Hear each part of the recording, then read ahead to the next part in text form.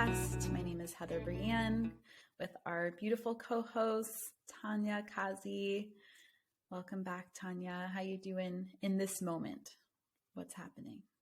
Hi, Heather. We're, more than 5,000 miles away from each other, but such is the beauty of the world that we're in right now.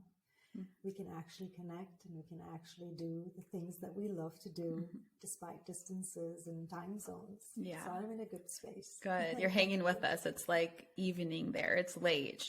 Are you the night owl? Are you generally a night owl? Is this common for you to be able to stay up and like be rocking it at night? I go through cycles. There are days I could be a night owl. Yeah. Meditation has given me the permission given me the space to just honor whatever I need to feel when I need to feel it. And if I'm feeling like I want to stay up late and if I can manage it, then I allow myself. I'm not hard on myself anymore. Yes, we can celebrate that. To writing our own rhythm, saying yes to our own internal rhythms. I feel like that's been a huge gift of instinctive meditation from what I've heard from you. And I definitely know from myself. So let's get into it. What is meditation to you, Tanya? How do you define it? What does it mean to you? Heather, I feel that meditation, in my experience, and I've done mindful meditation and I've done Zen Buddhist meditation and I've been practicing instinctive meditation for the last 10 years.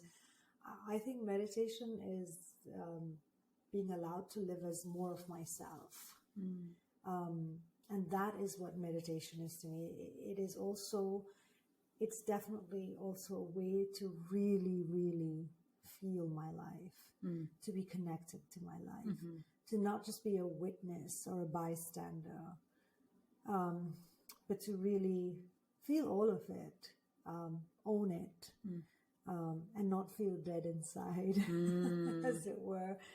But to really, welcome in all the emotions. And they're not always pleasant, There's the whole gamut, the entire rainbow of feelings. And this path has given me the strength, the space, the wisdom, the ability to see every emotion, every feeling as some kind of a messenger, which is so in alignment with my Sufi training as well. So it helps me live more of my life the way that I want to feel it and live it more completely, I feel.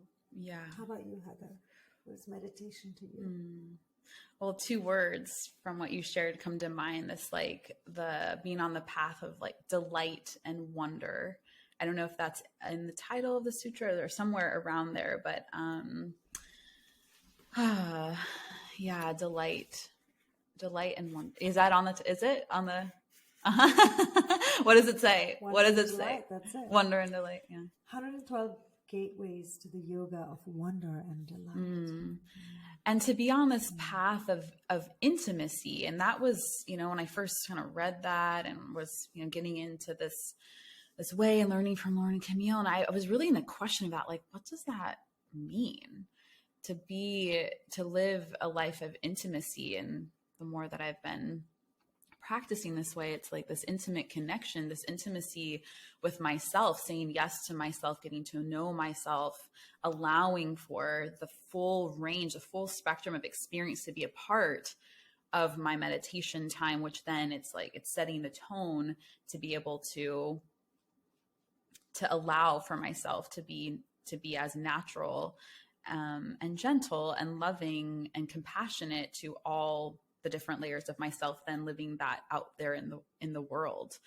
And that intimacy with life itself, with the trees, the saying yes to deep, intimate connection with my partner, with my friends, with my work in the world, to be in communion, to allow for the weaving of the different layers of myself and the connection that you and I have, and allowing for that sort of dance and the flow. And right, tantra, the definition of one of the definitions of tantra is to weave, right? Like on a loom. And so we think of, right, like the different, let's say the terror and the joy that lives inside of us, or the love and the fear. It's not just saying, oh, I'm just committed to this path of love. It's like, no, I'm signing up. We're here. It's a part of life. Love and fear are here. And how do I like allow for that more and more, and not to restrict any part of the lived experience? And that is intense. It can be intense, but like life, I think we all, right, are living in very intense times. Like that is a part of the nature of life. And how do we learn to dance inside of that, to be with that, rather than say like, no, thank you. You know, like what does like a no, thank you life to certain parts of ourself lead to? And I think in some ways it can lead to like, you know, that whole definition of like dis-ease. You know, if we're restricting, in my experience, that I think that was leading to a lot of more living in a place of unease. And the more that I'm on this sort of path of learning how to welcome all these different layers of myself, especially my emotions, I feel like that's been a big one for me as of late. Going into a space of my meditation time in the morning and embracing the intensity that is living inside of me, rather than wanting it just to go away. Cause it's like, it doesn't just go away by like asking it to go away. It's almost like giving it center stage and saying, all right, this anger or sadness or grief, you have something to say. I'm going to like let you talk for as long as you need to talk. And in that way, in my experience, it does dissipate. It does dissolve because I've given it center stage, that energy, right? That emotion, that part of me that needs to be at the forefront. And eventually something else comes, because that is the nature of life, right? We're not always living in spring. Thank goodness, we're not always, in my opinion, we're not always living in winter. Like, please, spring, come faster. But there's the natural rhythms. It will come when it comes. Like certain emotions, right? Certain thoughts, they're going to be there. How do we be with that part of ourselves? I feel like the tools of instinctive meditation and the Radiant Sutras have gifted me, and like are gifting the world and are gifting you ways to be with those parts of ourselves. So what's coming up for you? Yeah. You know, when you were speaking, it was reminding me of when I was in college studying positive psychology, and we were reading Jon Kabat-Zinn's book, Full Catastrophe Living. And Jon Kabat-Zinn was the founder, I believe, of mindful meditation. He definitely was the one who brought it and helped it spread like wildfire. And I remember because as a medical doctor, he also had received, so he was a medical practitioner, and then he went to India and received training in meditation, probably did yoga as well. I'm not remembering correctly now, but he opened a pain management clinic in Massachusetts, and it became very popular. And he was actually treating patients who had basically had lived the tenure of life. They were not really going to make it much further. They were on morphine and on very, very strong opioids for pain management. And when they used to come to Dr. Jon Kabat-Zinn's clinic for pain management, the technique that he employed was mindful meditation. Because beyond opioids, there was really nothing else you could do about pain. But one of the trainings, which is also a very Buddhist teaching, is to feel the pain.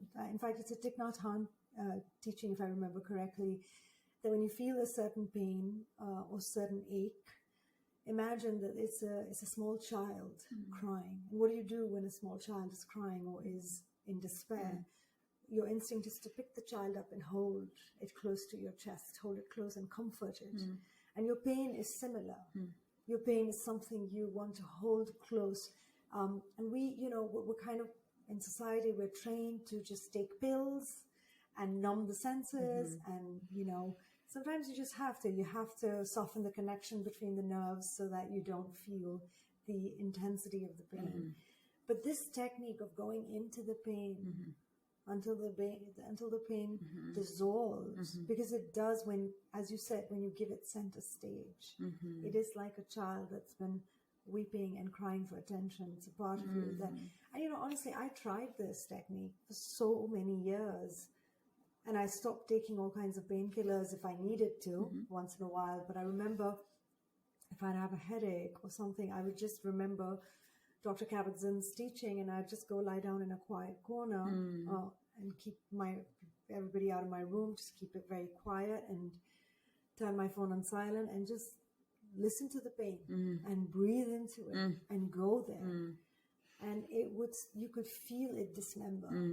It was that tactile almost. Yeah. Tangible almost. You could feel it. And there is so much wisdom in that. Yeah. But we're so trained to pursue pleasure all the time, which is not a bad thing. But we cannot afford to forget that pain will revisit.